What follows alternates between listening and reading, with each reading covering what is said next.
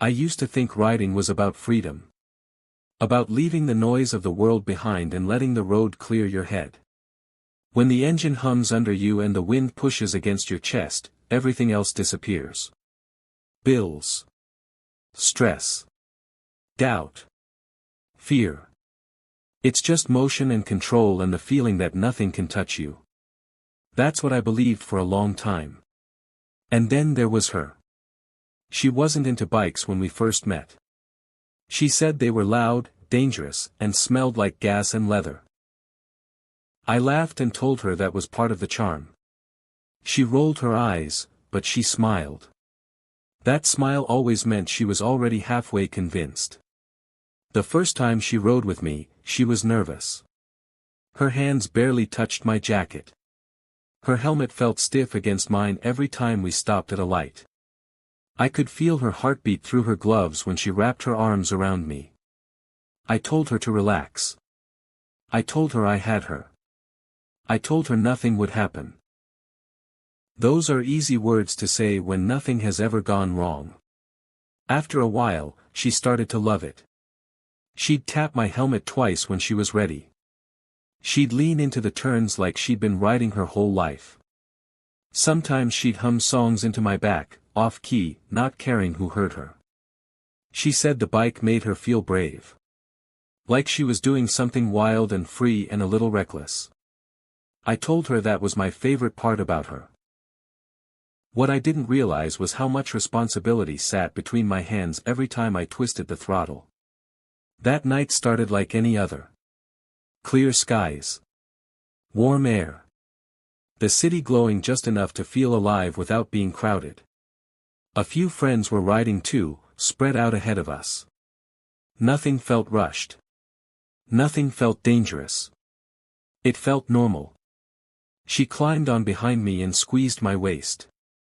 I felt that familiar comfort settle in. That quiet promise that we were in this moment together. I remember thinking how lucky I was. How simple happiness could be when you stopped overthinking everything. We pulled onto the road and let the engine stretch out. Streetlights blurred into golden streaks. The rhythm of the ride synced with my breathing. She leaned close and rested her helmet against my back. I could almost forget the rest of the world existed. There's a strange confidence that comes with riding long enough without consequences. You start to feel untouchable. You start trusting muscle memory more than caution. You convince yourself you're in control because nothing bad has happened yet. That's how mistakes sneak in. We came up on a curve I'd ridden 100 times before. I knew it. Or at least I thought I did. I carried a little more speed than usual. Not enough to scare me.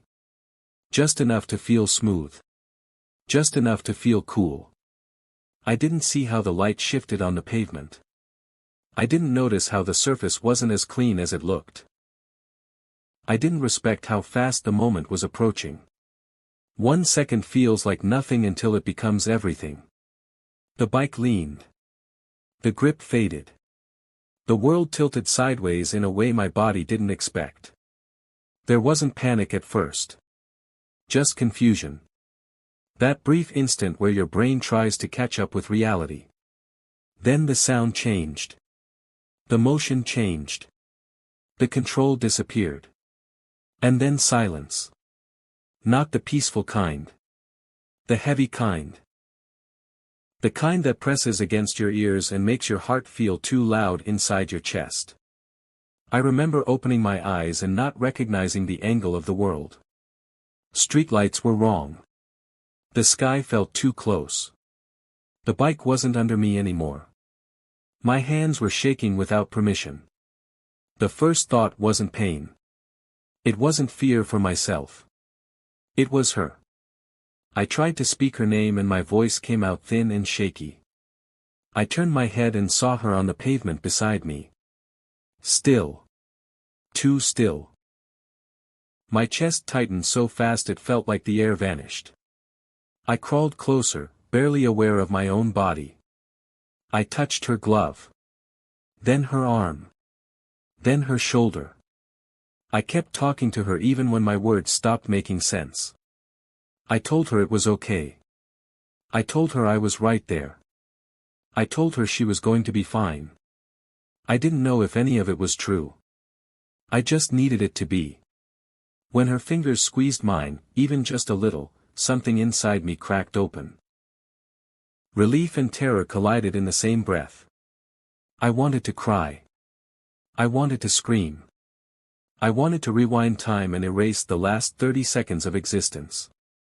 Sirens showed up in the distance like ghosts drifting closer. Strangers gathered, their voices muffled and unreal. Someone asked if we were okay. I didn't know how to answer that. As they lifted her onto a stretcher, I felt smaller than I ever had in my life. Helpless. Guilty. Exposed. Sitting there afterward, staring at the scratched helmet and twisted metal, something shifted inside me.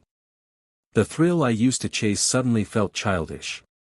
The confidence I wore like armor felt hollow. I kept hearing my own voice in my head. I had her. Nothing would happen. Trust me. Those words felt heavier than any injury. I realized that writing was never just about me. Not when someone else trusted me with their life. Not when my choices could ripple into someone else's future. Freedom feels different when you understand what it costs. She recovered. Slowly. Bruises faded. Muscles healed. The fear took longer. So did the trust. The first time she sat on the bike again, weeks later, her grip was tighter than before. Her breathing was louder against my back. I didn't push the speed. I didn't chase the feeling. I rode like every second mattered. Because it does. I don't tell this story for sympathy. I tell it because moments like this don't come with warning labels. They come disguised as normal days. As familiar roads. As confidence. If you ride, remember this. Skill doesn't cancel risk. Experience doesn't erase consequences. And love doesn't protect you from physics. What protects you is respect. Patience. Awareness. Humility. Every twist of the throttle is a choice. Every turn is a responsibility. Every passenger is a life in your hands. I still love riding. But I love riding differently now. Not for adrenaline. Not for ego. Not for escape. I ride for the people waiting for me to come home. I ride for the ones who trust me enough to climb on behind me.